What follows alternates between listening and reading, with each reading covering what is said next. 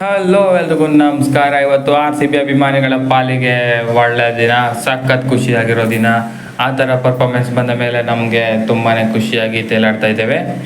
RCBಯ ಈ ಸೀಸನ್ನ ಜರ್ನಿ ಅಷ್ಟೊಂದೇನು ಸುಲಭವಾಗಿ ಇರಲಿಲ್ಲ. ಪ್ಲೇ ಆಫ್ಸ್ಗೆ ತಲುಪೋಕೆ 10ನೇ ಸ್ಥಾನದಿಂದ ಪ್ಲೇ ಆಫ್ಸ್ಗೆ ತಲುಪಿದ್ದೇವೆ. One of the greatest comeback in the IPL history ಇದು.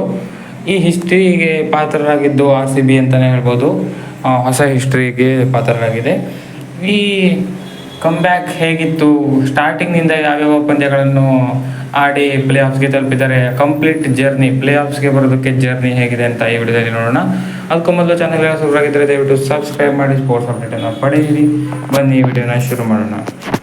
ಈ ಸೀಸನ್ನ ಮೊದಲ ಪಂದ್ಯ ಚೆನ್ನೈ ಸೂಪರ್ ಕಿಂಗ್ಸ್ ವಿರುದ್ಧ ಸೀಸನ್ದೇ ಮೊದಲ ಪಂದ್ಯ ಆಗಿತ್ತು ಇದು. ಈ ಮ್ಯಾಚ್ನಲ್ಲಿ RCB ಸೋಲನ್ನು ಅನುಭವಿಸಿತ್ತು ಚೆನ್ನೈ ಸೂಪರ್ ಕಿಂಗ್ಸ್ ವಿರುದ್ಧ. ಚೆನ್ನೈನಲ್ಲಿ ಬಾಲಿಂಗು ವೀಕ್ ಇತ್ತು ನಮ್ಮದು ಸ್ಟಾರ್ಟಿಂಗ್ನಲ್ಲಿ. ಸೆಕೆಂಡ್ ಮ್ಯಾಚ್ ಆಗಿದ್ದು ಪಂಜಾಬ್ ಕಿಂಗ್ಸ್ ವಿರುದ್ಧ. ಅದು ಚಿನ್ನಸ್ವಾಮಿ ಸ್ಟೇಡಿಯಂನಲ್ಲಿ ಒಂದು ಅದ್ಭುತ ಪಂದ್ಯವಾಗಿತ್ತು. 177 ರನ್ಗಳನ್ನು RCB ಚೇಸ್ ಮಾಡಿ ಗೆಲುವನ್ನು, ಈ ಸೀಸನ್ನ ಮೊದಲ ಗೆಲುವನ್ನು ಸಾಧಿಸಿತ್ತು. ಅದಾದ ಮೇಲೆ ಯಾವುದು ಕೂಡ ಕ್ಲಿಕ್ ಆಗಿಲ್ಲ. ಮುಂದಿನ ಪಂದ್ಯ KKR ವಿರುದ್ಧ ಹೀನಾಯವಾಗಿ ಸೋತಿದ್ವಿ. 183 ರನ್ಗಳನ್ನು KKR ಕೇವಲ 16 ಓವರ್ಗಳಲ್ಲೇ ಮುಗಿಸಾಕಿತ್ತು. ಅದಾದ ಬಳಿಕನೂ ಕೂಡ ಮತ್ತೊಂದು ಕಳಪೆ ಪ್ರದರ್ಶನ ಬಂದಿತ್ತು RCBದು. ಲಕ್ನೋ ಸೂಪರ್ ಜಾಯಿಂಟ್ಸ್ ವಿರುದ್ಧ 182 ಚೇಸ್ ಮಾಡಲಿಲ್ಲ RCB.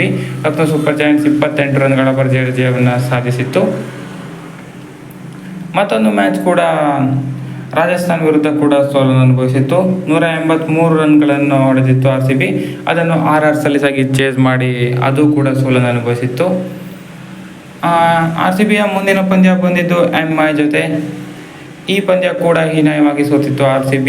197 ರನ್ಗಳ ಟಾರ್ಗೆಟನ್ನು 15 ಓವರ್ನಲ್ಲೇ ನೀಡಿತ್ತು. ಇಷ್ಟೊಂದು ಕಷ್ಟಪಡ್ತಾಯಿದ್ರು RCB ತಂಡ.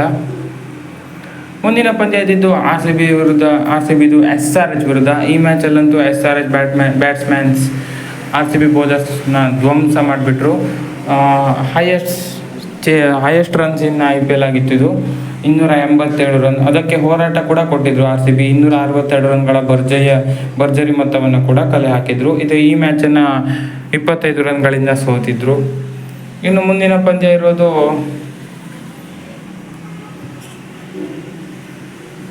KKR ವಿರುದ್ಧ ಆಗಿತ್ತು. ಈ ಮ್ಯಾಚ್ ಅಂತೂ ಎಲ್ಲರೂ ಜ್ಞಾಪಕಕ್ಕೆ ಇಟ್ಕೊಳ್ಳೇಬಿಡ್ತಾರೆ, ಯಾಕಂದರೆ ತುಂಬ ಕ್ಲೋಸ್ ಗೇಮ್ ಆಗಿತ್ತು ಇದು. RCB 223 ರನ್ಗಳ ಚೇಸ್ ಮಾಡೋಕ್ಕೆ ಹೊರಟಿತ್ತು. ಕೊನೆಯಲ್ಲಿ 1 ರನ್ನಿಂದ ವಿರೋಚಿತ ಸೋಲನ್ನು ಅನುಭವಿಸಿತ್ತು ಈ ಮ್ಯಾಚ್ನಲ್ಲಿ. ಈ ಮ್ಯಾಚ್ ಆದ ಬಳಿಕ RCB ಪಾಯಿಂಟ್ಸ್ ಟೇಬಲ್ನಲ್ಲಿ 10th ಪೊಸಿಷನ್ಗೆ ತಲುಪಿತ್ತು. ಎಲ್ಲರೂ RCB ಎಲಿಮಿನೇಟ್ ಆಯಿತು ಅಂತ ಹಾಕ್ತಾಯಿದ್ರು. 8 ಪಂದ್ಯದಲ್ಲಿ ಕೇವಲ 1 ಪಂದ್ಯ ಗೆದ್ದಿದ್ರು. ಈ ಥರ ಸಿನಾರಿಯೋಸೇ ಇರಲಿಲ್ಲ. 1% ಹೋಪ್ ಇತ್ತು ಅಷ್ಟೇ. ಅದಾದ ಬಳಿಕ ಮಾಡಿದರು ಗ್ರೇಟೆಸ್ಟ್ ಕಂಬ್ಯಾಕು. ನೆಕ್ಸ್ಟ್ GTನ 2 ಸಾರಿ ಸೋಲಿಸ್ತಾರೆ. ಮೊದಲು ಅಹಮದಾಬಾದ್ನಲ್ಲಿ 200 ರನ್ಗಳ ಟಾರ್ಗೆಟನ್ನು ಕೇವಲ 16 ಓವರ್ನಲ್ಲಿ ಚೇಸ್ ಮಾಡಿದರೆ, ನೆಕ್ಸ್ಟ್ ಚಿನ್ನಸ್ವಾಮಿ ಸ್ಟೇಡಿಯಂನಲ್ಲಿ ಅದ್ಭುತ ಬಾಲಿಂಗ್ನ ಮುಖಾಂತರ 147 ರನ್ಗಳ ಚೇಸ್ ಮಾಡಿದ್ದಾರೆ. ನಂತರ ಪಂಜಾಬ್ ಕಿಂಗ್ಸ್ ವಿರುದ್ಧ ಅತ್ಯುತ್ತಮ ಜಯ ಸಾಧಿಸ್ತಾರೆ. ಬರೋಬ್ಬರಿ 241 ರನ್ಗಳನ್ನು ಹೊಡಿತಾರೆ ಧರ್ಮಶಾಲಾನಲ್ಲಿ. ಪಂಜಾಬ್ ಕಿಂಗ್ಸನ್ನು 181 ರನ್ಗಳಿಗೆ ರಿಸ್ಟ್ರಿಕ್ಟ್ ಮಾಡ್ತಾರೆ. ನಂತರ ಡೆಲ್ಲಿ ಕ್ಯಾಪಿಟಲ್ಸ್ ವಿರುದ್ಧ ಕೂಡ 187 ರನ್ಗಳನ್ನು ಹೊಡಿತಾರೆ. ಫಸ್ಟ್ ಇನ್ನಿಂಗ್ಸ್ ಬ್ಯಾಟಿಂಗ್ ಮಾಡಿದ RCB. ಅದನ್ನು ಚಿನ್ನಸ್ವಾಮಿಯಲ್ಲಿ 187 ರನ್ಗಳನ್ನು ಡಿಫೆಂಡ್ ಮಾಡಿದ್ದಾರೆ. ಇನ್ನು ನಿನ್ನೆ ಪಂದ್ಯ ಕೊನೆಯದಾಗಿ ಡೂ ಆರ್ ಡೈ ಪಂದ್ಯ ಆಗಿತ್ತು ಇದು.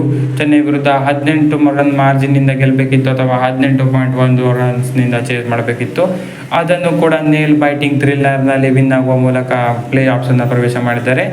ಈಗ ಎಲಿಮಿನೇಟರ್ಗೆ RCBಗೆ ಯಾರು ಸಿಗ್ತಾರೆ ಅಂತ ನೋಡಬೇಕಾಗಿದೆ. SRH ಅಥವಾ RR ಅಂತ ಪ್ರಶ್ನೆ ಆಗಿದೆ. ಇದು one of the greatest comeback in the history of IPL. 10ನೇ ಸ್ಥಾನದಲ್ಲಿದ್ದ RCB 4ನೇ ಸ್ಥಾನಕ್ಕೆ ಬಂದು ಪ್ಲೇ ಆಫ್ಸ್ಗೆ ಲಗ್ಗೆಟ್ಟಿದ್ದಾರೆ. 6ಕ್ಕೆ 6 ಸ್ಟ್ರೈಟ್ ಆಗಿ ವಿನ್ ಆಗಿದ್ದಾರೆ. ಇದೇ ಸ್ಟ್ರೈಟ್ ಆಗಿ ವಿನ್ ಆಗಿ ಕಪ್ಪನ್ನು ಹೊಡೆಯಲಿ ಅಂತ ಆಶಿಸೋಣ. ಇದಾಗಿತ್ತು ಈ ವಿಡಿಯೋ. ಹೆಚ್ಚಿನ ವಿಡಿಯೋ ಆಗಿ